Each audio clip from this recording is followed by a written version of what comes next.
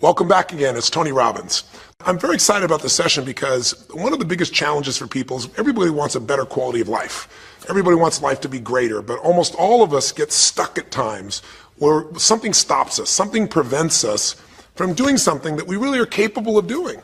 Whether it's turning around our body or shifting a relationship or turning around our finances or maybe just being happy and fulfilled at a different level, we get stuck with a belief of how we're not supposed to be, what we're not supposed to do, what people won't accept, what we're not capable of. Or maybe we get stuck in an emotional pattern of just being pissed off or frustrated or worried or sad or overwhelmed. Sometimes we get stuck, not so much in anything but some habits of doing things a certain way. And what a breakthrough simply is that moment in time where there's an opening. And the opening can come from a conversation, it can come from meeting somebody that inspires you, it can come from an insight, it can come from watching a movie and being moved emotionally at just that right moment. It usually comes because something kind of clicked inside of us. Something snapped us and made us look at life through a different filter, in a different way. And it's a real breakthrough because you take that little insight, that little distinction, that little moment, or maybe that little or big emotion inside of you that says, no more, I'm going to change this. And suddenly you do something to make your life better. You break out of the impossibility of life has to be this way or life is controlling me, and you start to take back control of your life. You start to make the shift that creates the quality of life that you really deserve. Everybody experiences extreme stress at some point in their life. I don't care who we are. Something happens outside our control and it hits our life and it knocks us on our tail. It might be a health stress. It could be something with your family. It could be economic, career. It could be something emotional that happens, biochemical. There's so many things. It could be an environmental situation that has nothing to do with you. Every one of us in our lifetime are experiencing extreme stress, and these days, because of the economy and the way we respond to it, the majority of people are experiencing some form of extreme stress, at least according to polls. Stress doesn't come from the facts. Stress comes from the meaning that we give the facts. Yes, those things have happened, but the real question is, if we fight what's happened, we got a problem. We got to decide, what are we going to do with what's happened in our life? How are we going to take this? How are we going to mold this? How are we going to turn our life around? Because when you come up with a new meaning, you get a new life. So what are we going to do in this session? Well, in this session, we're going to take a look at something from a different perspective. We're going to ask you this question. What is the single force that controls the quality of your life? If there was one gift our Creator has given us, or the universe, whatever you believe, what is it? What is the one power that you have right now in this moment that can change everything? You have it, I have it, we all have it. It's this one singular individual power that can change anything in our life, regardless of what's happened to us.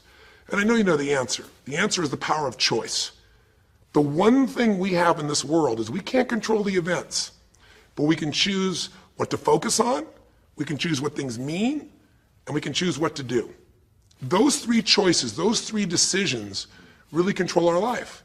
It's not so much the conditions of our life that control our destiny as much as the decisions of our life.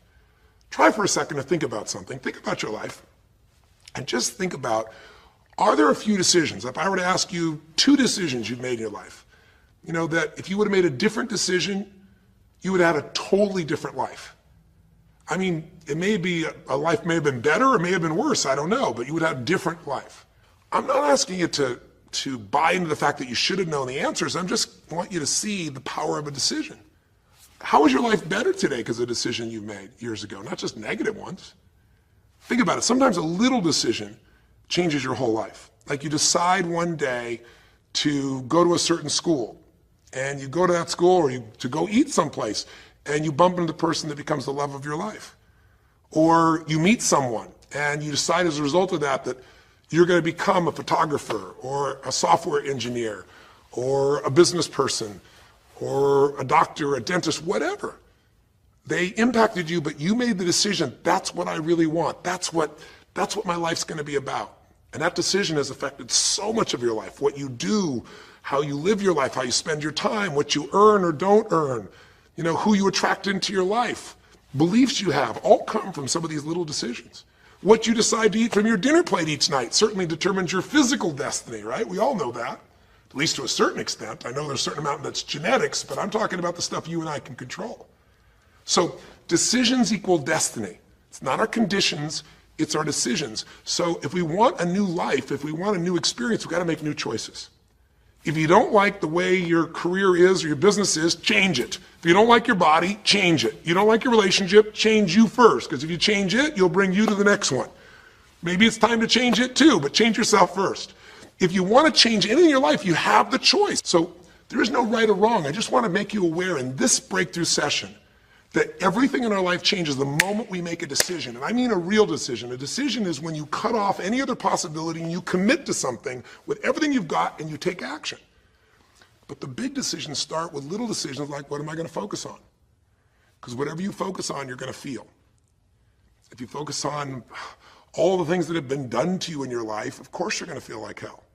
If you focus on all the amazing coincidences that have happened, things that maybe they were guided, maybe not, but things happen, and because of that, you met this person that's your best friend, your husband, your wife, or because of that, you have this ability, or because you were there that day, God, you missed an accident. I don't know what it is, but whatever you focus on, you're going to feel. If you focus on people don't care, and you'll look for reasons why they don't care, and evidence they don't care, you'll find it everywhere. If you look for evidence that people are really good people inside, that at some level we all care about each other, you'll find it. Seek and you shall find. The secret is, have you become conscious about your decision making? Because this breakthrough session is, really, you want to change your life, make new choices. New life comes from new choices, but you got to make conscious choices. The people in this particular television special, Melissa and her husband, they really found themselves in a place where they were both making decisions, Melissa and Rick, that were unconscious. When you make decisions about what to focus on and what things mean and what to do, and you're unconscious, you get pretty terrible results usually. Now, we've all done this. I do it still. We all do. But if you want to change your results, you got to become more conscious in your decision making. So think about it. What you focus on, you will feel, whether it's true or not. You focus on how people don't care, you're going to feel they don't care. Second decision you make is, what do things mean? So you focus on something someone does and you come up with a meaning, and the meaning is, no one loves me. The meaning is they're trying to take advantage of me. Depending on what meaning you come up with, and you get to choose the meaning of anything. For some people, they say, this situation happened with the economy, and what that means is, I'm going broke. Somebody else said, the situation happened with the economy, guess what? That means I'm going to work harder, I'm going to be more creative, it changed everything. Everybody else is going to quit, so we're going to dominate the marketplace. For people to do it. Is this the end right now, or is it the beginning? See, whether it's the end or beginning is your choice. You get to decide, because once you make up a meaning, it's true. If you think that this is the end of a relationship, are you going to treat people the same way as if you think it's the beginning of a relationship? No way. In fact, I tell people, if you want to have a great relationship, think about this. Treat people like you did in the beginning of the relationship, and there won't be an end. In the beginning of the relationship, when somebody says to you, would you take out the trash? What do you say? Of course, take out the trash. You're happy to do anything, right? But after about 6 months or 6 years, you go take them out the trash. You go, what do you mean? What, I look like your janitor? Take out your own trash. The meaning we give things is very different, and so we feel different, and our life is different. In the beginning, you'll do anything for someone. Now you make up a new meaning. Why should I have to do that for them? Little choices, like what to believe about yourself, what to believe about other people, whether this is the end or the beginning, start to affect your whole life.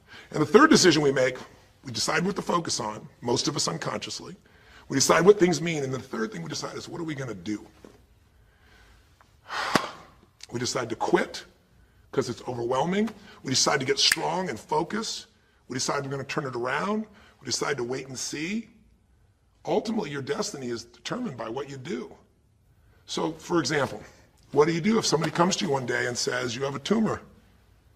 Again, I've had that experience. I use that as a reference point because I've had a lot of intense experiences in my life, but that was one of the more intense ones for sure. Had many, but that was very intense. You know, first, what do you focus on?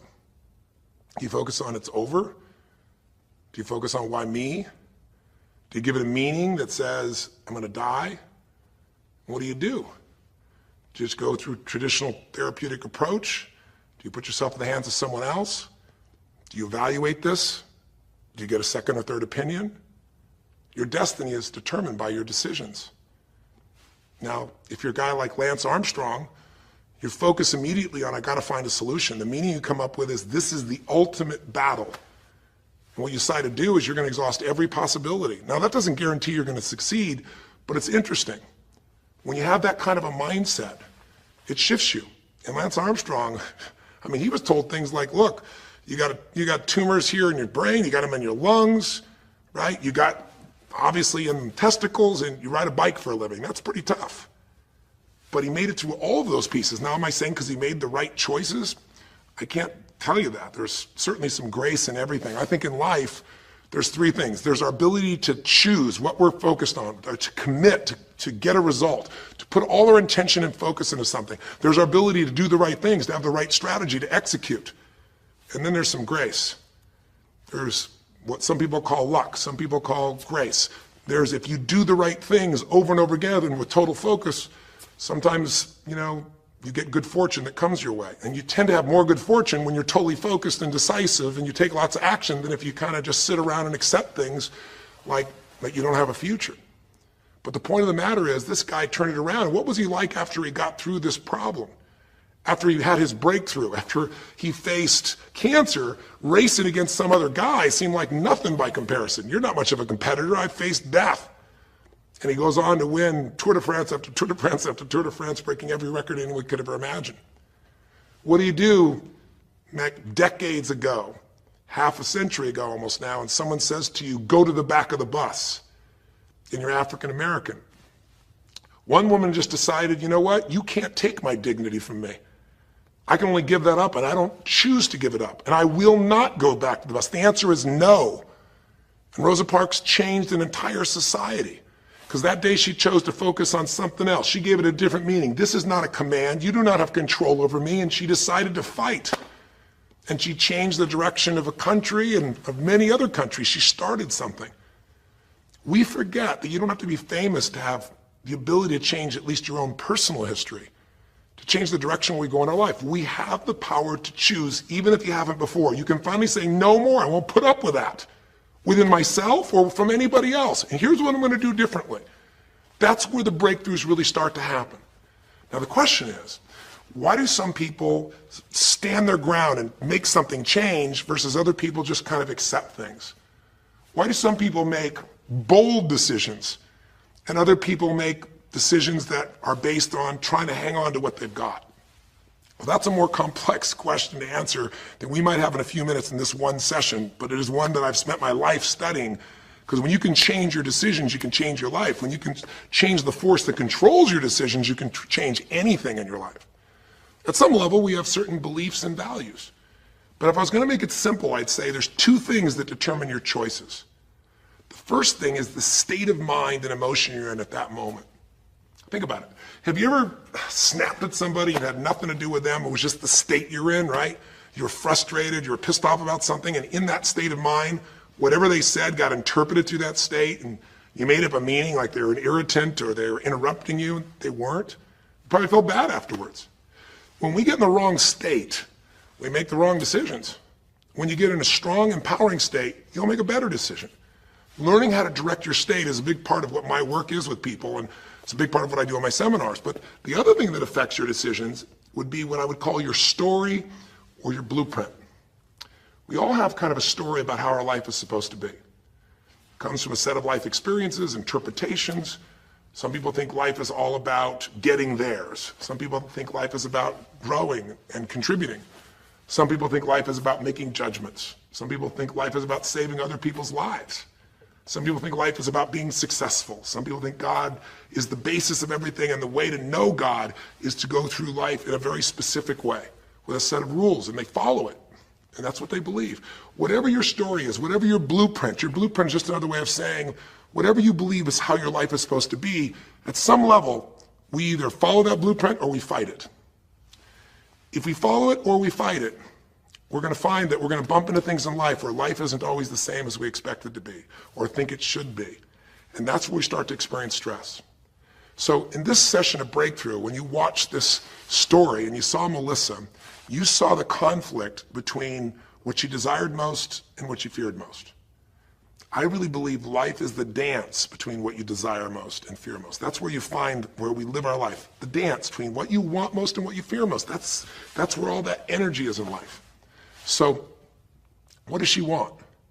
She wants to be famous. She wants to be able to sing and have everyone hear her voice and be able to touch everyone. She wants to contribute. She wants to share her gift. And she definitely wants to be famous and successful. She needs to be closer to her children. And one of the big challenges in life is oftentimes what we want and what we need are two different things. She has 5 boys. They're all extremely young, as I'm sure you saw. And she has a husband.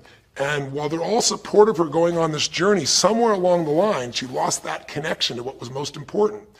Now, is she a bad person to make bad decisions? No, good people make bad decisions when they get in lousy states, when our ego gets involved, or when we start believing our story. And here was the story she had. Being a mom's important, but the bigger gift God gave me is my singing voice. And once we get seduced into a particular story and we start to believe it, it takes a hold of our life and it controls all of our choices. And then pretty soon, bad choice on top of bad choice on top of bad choice starts to affect our life. Can you relate? How many times you've made some choices that you wish like hell you would have made a different decision back then, or that no one ever knows the stupid decisions you made? I know I can relate to that. So what I want to talk to you about today for this brief little session is how to break through a crisis. Crises happen, whatever type of crises you go through in your life, and I know you've had many, when we make some choices unconsciously and we get consequences. And we make them unconsciously because we're trying to get what we want. We don't really know what we value most. We don't know what we need. And we find ourselves waking up one day and going, why is my life this way? It's kind of like life is always calling to us to constantly grow and improve. You know, if you're going to look at what's going to make life work, it's really simple. What makes people happy is progress. We're happy when we're progressing. If you're overweight, but you leave today and you say, you know what, this breakthrough thing, what I got out of today for me more than anything else is, I've been stuck waiting for some magical diet, some magical exercise plan, some magical time in the future when we have more time. There is no more time. I don't need to wait for that. I'm just going to make a decision today to get started. I don't need to go out there and go interview 20 trainers and get online. I don't need somebody to give me a perfect plan. I need just to pick up my shoes and start walking. I need to just get somebody behind me who just goes, run! I don't need to wait for perfection. I'm going to do something right now. I choose to get fit. I choose to walk. I choose to run. I choose to go join a club. I'm doing it now. A breakthrough happens the moment you make a new choice. And you don't have to wait. You can just get yourself in a new state. Maybe this tape will get you doing. Or you just have to have a new thought that says, you know what? I made choices in the past. I'm overweight because I chose to eat this and this. I'm not going to eat it anymore. I'm changing now.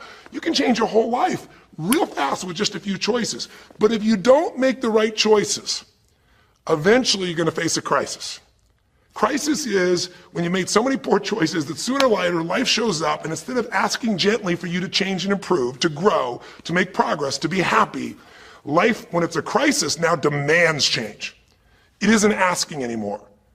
We borrowed money as a society and we overspent and we talked about changing and we knew we had to change, and now a crisis happens and guess what? Nobody has a choice. The game has changed. And what crisis does is it melts us down. It melts us down so that we can recast our life. We can remold ourselves. And usually on the other side, our life is greater because as we go through that crisis, we have to grow. Everybody wants change. Nobody wants to do it. Everybody, I should say, wants progress, but nobody wants to change. Everybody wants their life better, but nobody wants to do the push-ups, the running, have the economic or emotional discipline to make it happen. But if you're watching this right now and you're still with me, some part of you wants more. And I'm saying to you, choose it. And the way you're going to choose it is really simple. If you're in that crisis, what keeps you in the crisis is probably because you're being reinforced. Most people, they overeat, or they smoke, or they drink, or they yell at people. They keep doing it because they're rewarded. Whatever gets rewarded gets reinforced. Whatever habit or behavior is reinforced becomes a habit, and then pretty soon, do it long enough, it becomes part of your personality, and pretty soon you think it's who you are, and you just keep living that way. I mean, it's easy to see this in other people, right? It's easy to see how messed up they are and how easy they could if they just make some new choices. All you got to do is turn on the television, some news program, some entertainment program, and you'll hear detailed descriptions about some person who is very powerful celebrity who is doing some stupid thing. Why do we see all this stuff on television? Why do we hear about every person you can imagine, from Lindsay Lohan to Britney Spears to all the way back to the old days it was Elvis or Michael Jackson or whoever it is that's in the news today in this stage of life in your country as you're watching this? It's because we want to see other people who make bad decisions so we can feel better about our own. But the reason those people don't change, Lindsay Lohan, she's got another DUI. She's putting herself at risk. She's putting other people at risk. She could kill someone. If she goes to jail, it's supposed to be 90 days. But here's the consequence. It goes to 2 weeks. And before she even gets out of the jail, she makes a deal for an interview and gets paid $1 million when she gets out for the interview. What do you think the chances of her changing when her bad behavior gets her $1 million, and I don't know if she even makes that for that much time of acting at this stage? What do you think the chances are when people around her say it's not your fault, it's not fair, they treat you unfairly? As long as we have the decision that we're not responsible, it's not our fault, we can't change anything. We have no power.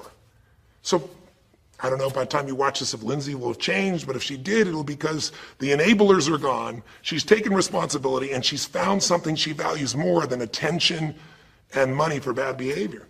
Now, it's easy to look at that with her, but what about you and I? Where are you and I addicted to our problems?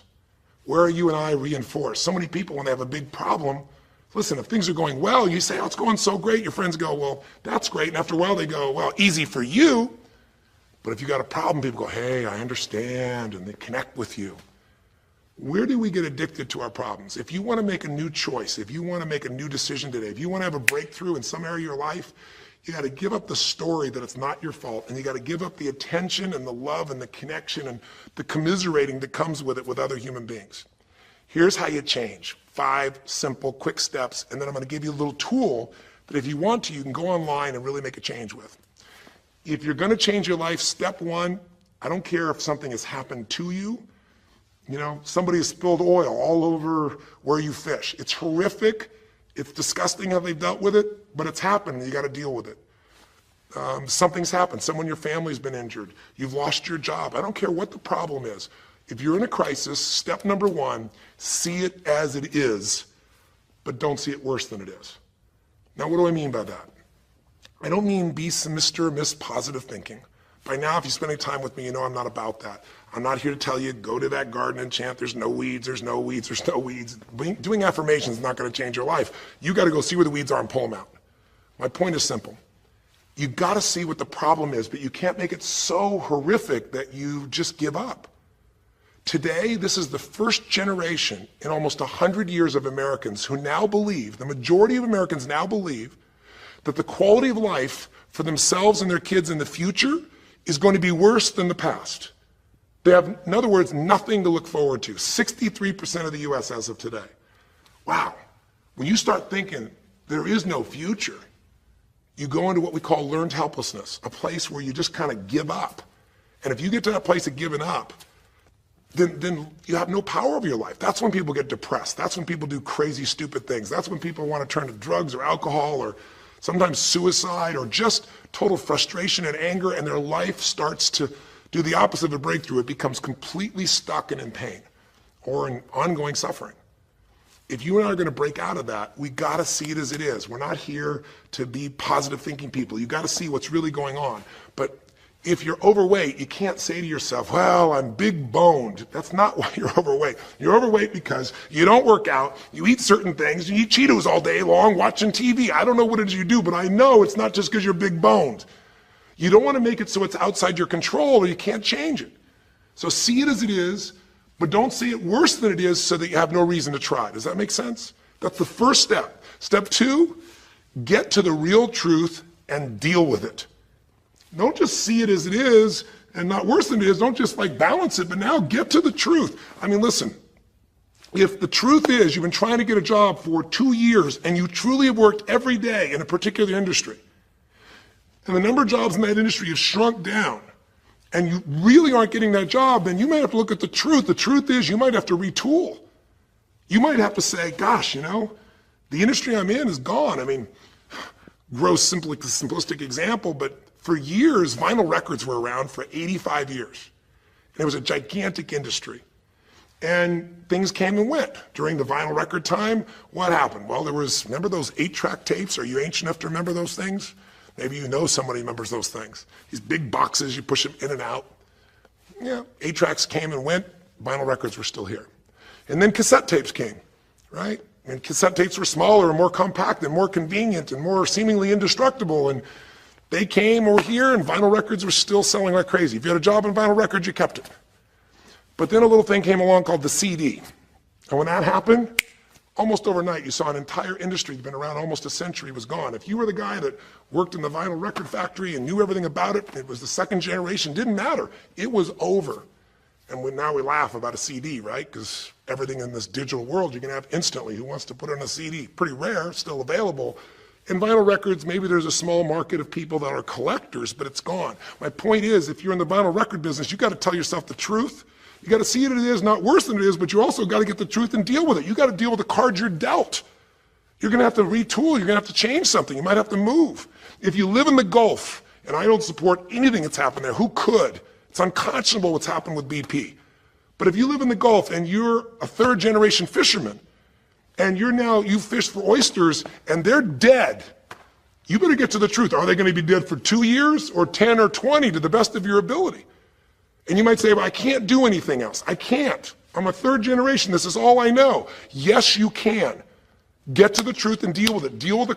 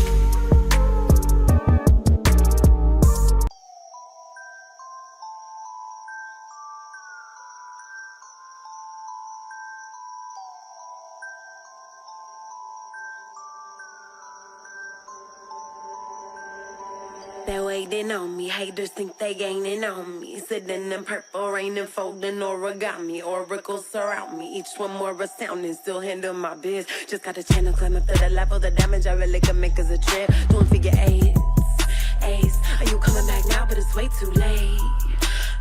Just trying to be grateful, just trying to be great.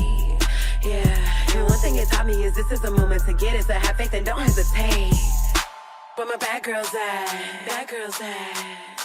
From the front to the back, front to the front to the front to the front to the front. But it work right now, work right now. Put it work, let me see, put it work. Put it work, let me see, put it work. Work. Put it work.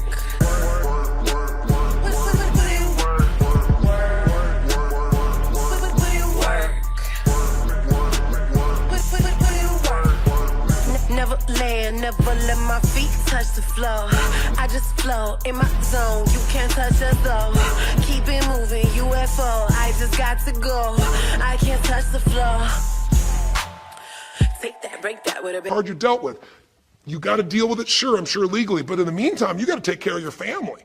I'm not saying this off the cuff easy because I've been in those situations where it's impossible, it's unjust, it's wrong, but I still got to deal with it just like you. Am I making sense? It's like, you might say, I've lived here my life. You might have to move. You might have to fish someplace else. You might have to, I know you still got to deal with all the consequences, but you got to take back control of your life. There are unjust things that happen, but you got to take control. Easy for me to say, I'm not sitting in your shoes. I get that. But who hasn't experienced some form of injustice someplace? Who's not dealt with something unfair? Who's not dealt with something that wasn't meant to be unfair, but it affected your entire life, your career, your finances, whatever? You got to tell yourself the truth, and you got to get to those dealing with the reality right now. The longer you wait, the longer the crisis will be. If you're having an economic crisis, got to deal with it. Got to downsize, right size, do whatever it takes. And I say, okay, Tony, well, so far you're telling me don't allow myself to make it so bad I don't try, see it as is, but don't make it worse than it is. And you're telling me get to the truth and deal with it. Well, that's nice, but how do I do that? Maybe the third step, more than just getting the role model, maybe to be more specific, is get a vision first. Get a vision and get strong. That's what I think your third step should be. You first tell yourself the truth. Yes, see it as it is, not worse than it is. Tell yourself the truth and deal with it. But the way to deal with it is say, what am I going to go for? There's got to be a compelling future. I've got to come up with a vision for my life or a vision for my relationship.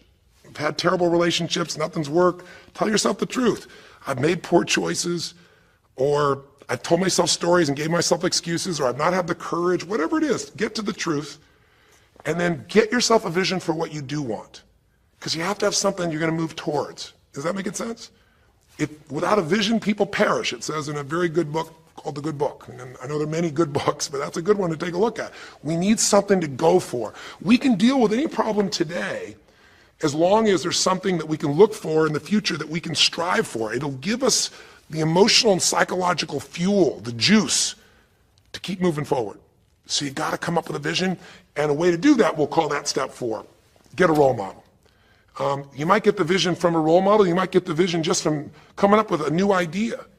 But in order to figure out how to go from where you are to where you want to be, to close the gap from where you are to where you want to be, it's best to learn by other people's experience whenever you can. So get a role model, get their strategy, and go to work. Get into action.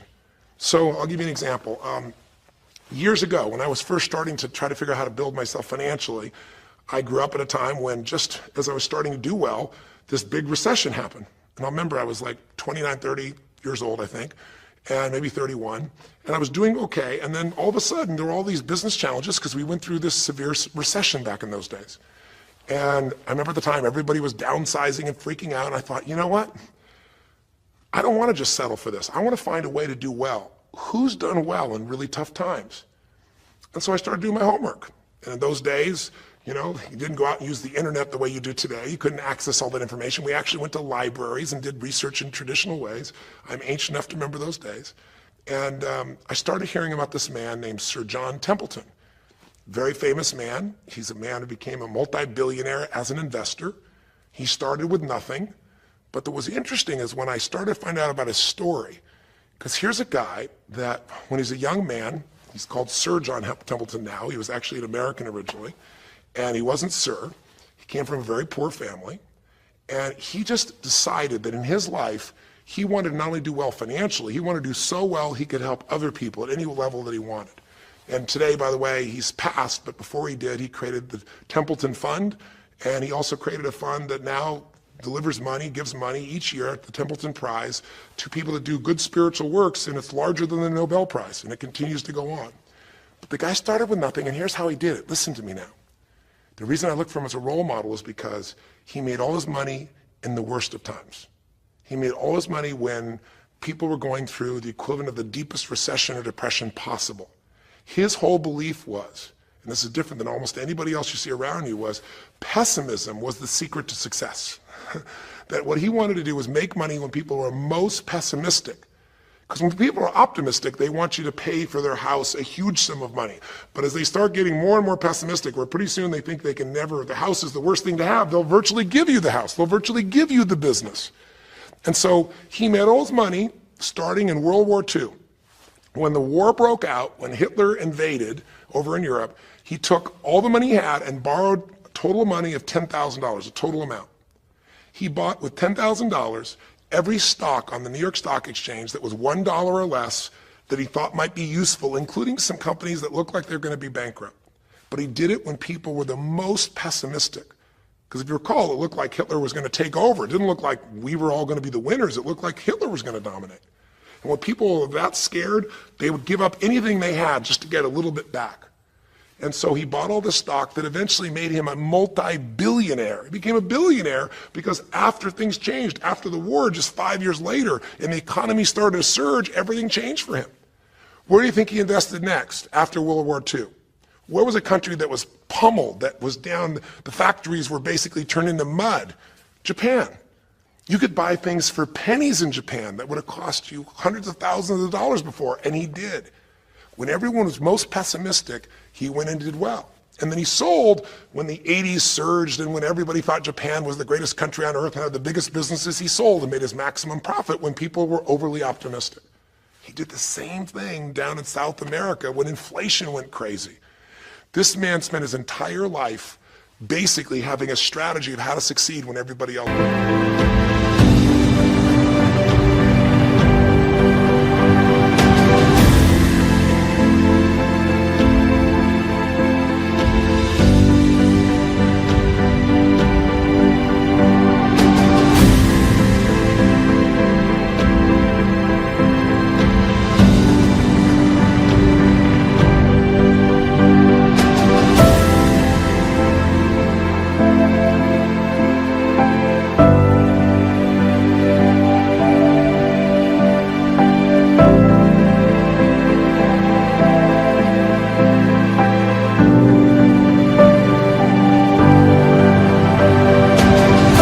Was scared.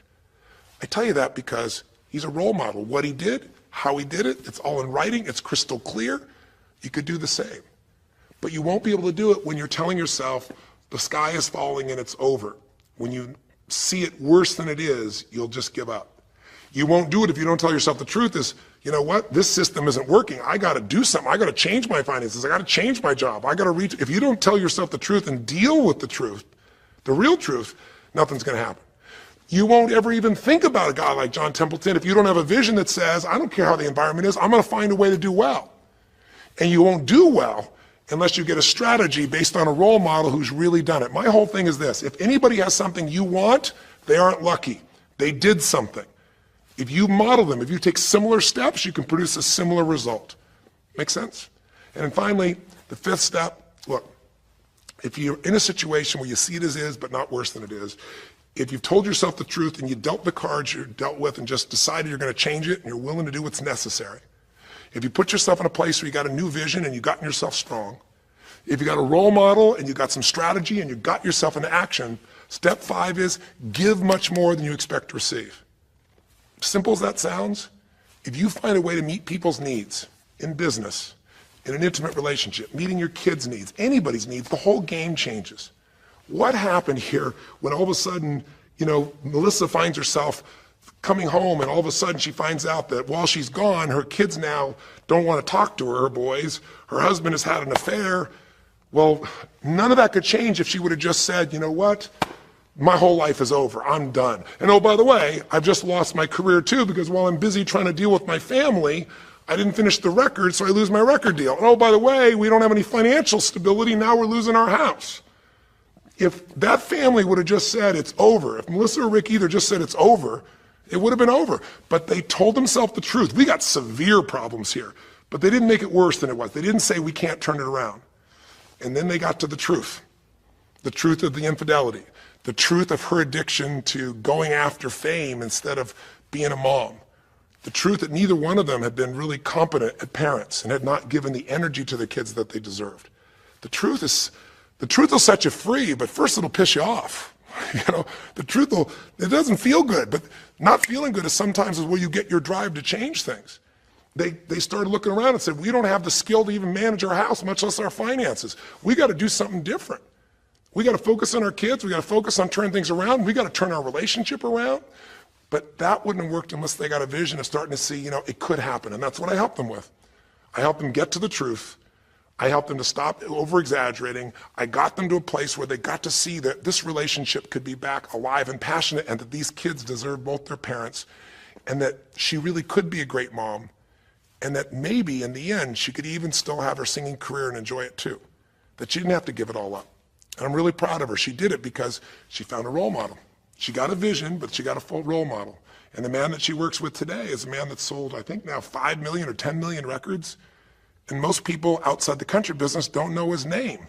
He's her mentor now. He's made music with, Willie Nelson, with just about anybody you can imagine in the business.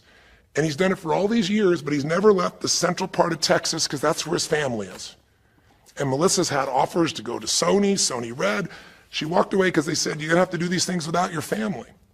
She found out what was most important And she made the decisions that met her needs to be a great mom. When you fight life and go, I should be a singer and not a mom, and you got 5 kids, you got a problem. When you fight life and say, the economy should be different, you're going to be stressed.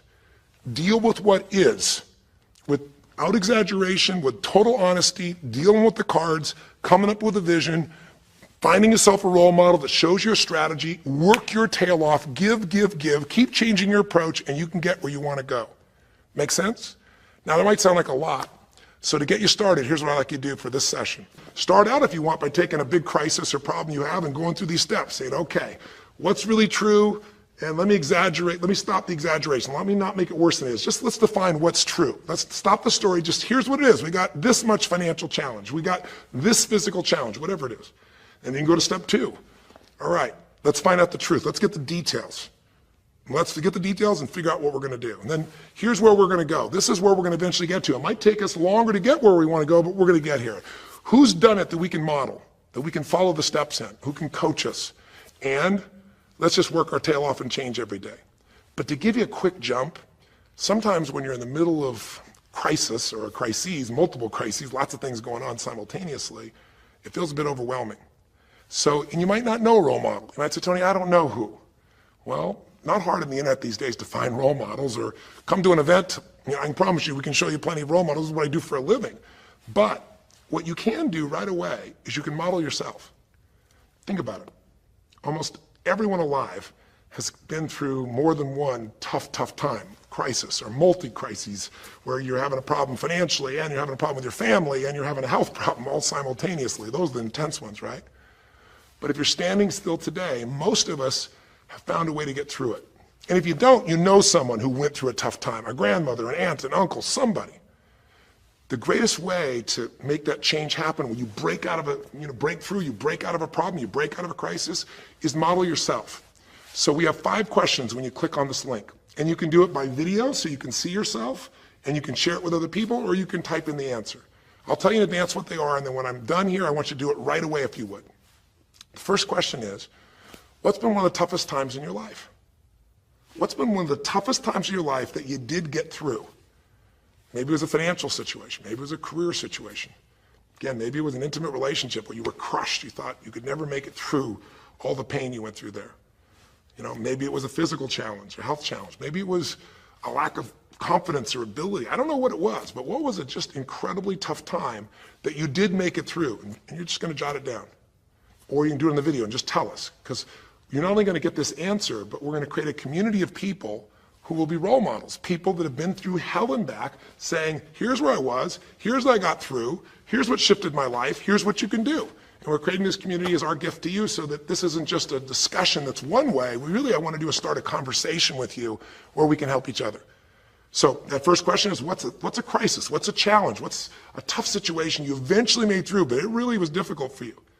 Second question, you go back and you think about that situation. What pulled you through? What pulled you through that situation? What did you learn? What distinction? Or did you get a strategy? Or was it a belief? Or did you meet someone who helped you? Or was it just somehow you clicked into your faith and you kicked yourself into gear? What pulled you through those tough times? Was it a person? Was it a place? Was it an idea? Was it a distinction? Was it a belief?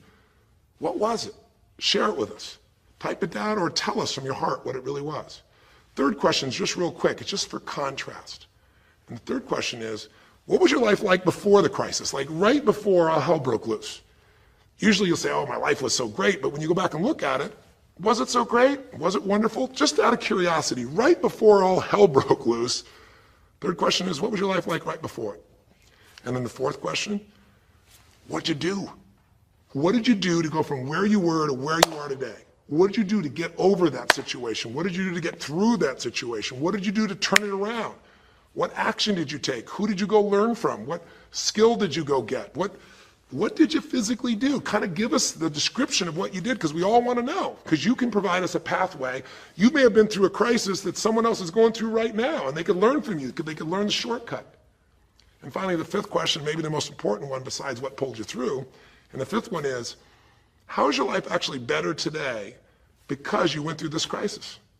Whatever the crisis was.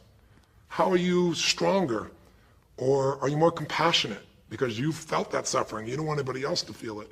Or are you more hopeful because you know you made it through that so you can make it through other things? Or are you in a situation where you've got a skill today that you didn't have and wouldn't have had if it wasn't for that situation that made you have to grow? Or are you just happier today because you have a contrast of what life could be like, and so now you appreciate the simple moments? How are you better mentally, emotionally, physically, financially, or spiritually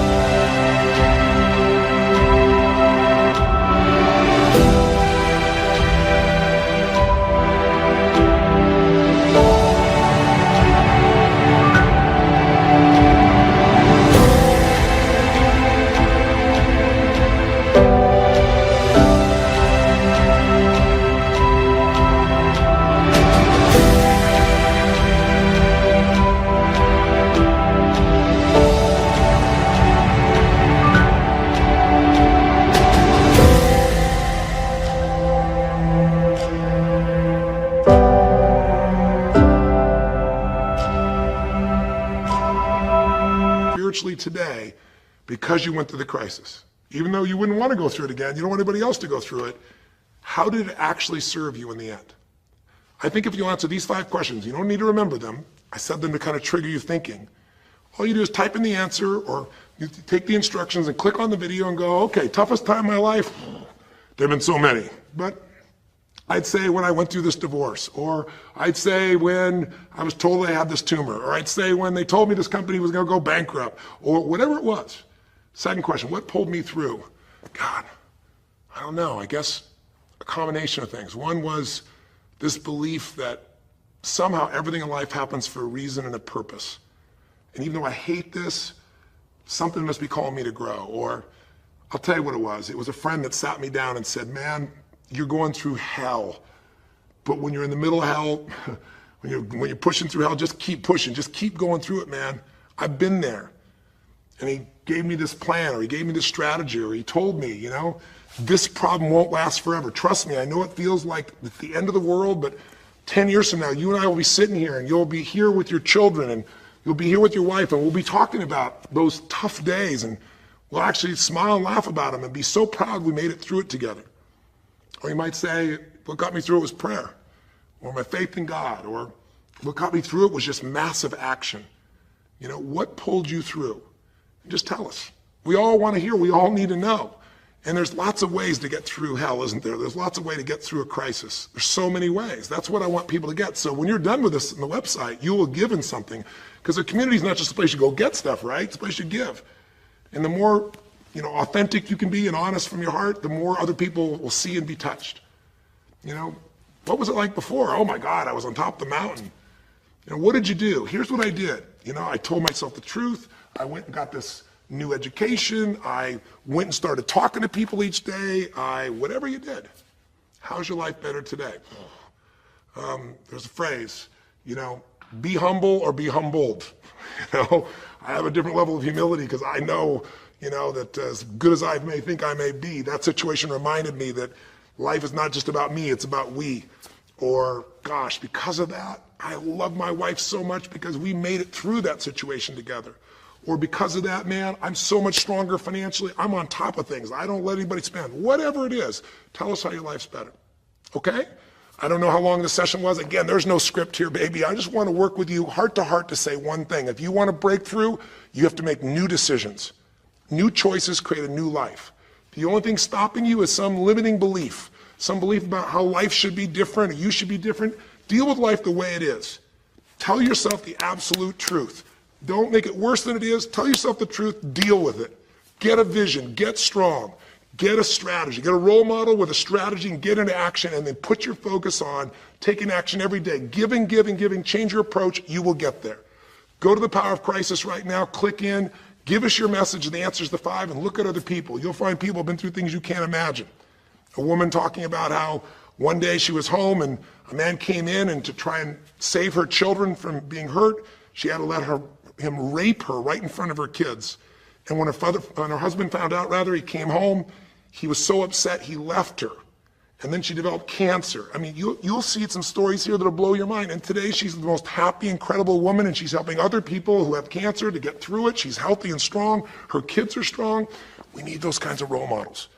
So whether your story is little or big, there is no little or big. We all need a pathway of power, and this will be a gift to yourself because it will activate your resources, and it'll be a gift to other people as well. So that's our session. The power of decision, the power of choice, how to face a crisis and turn around. It may not sound like rocket science. It's not. It's just called the truth. And the truth will set you free, as they say. So live strong and live with passion.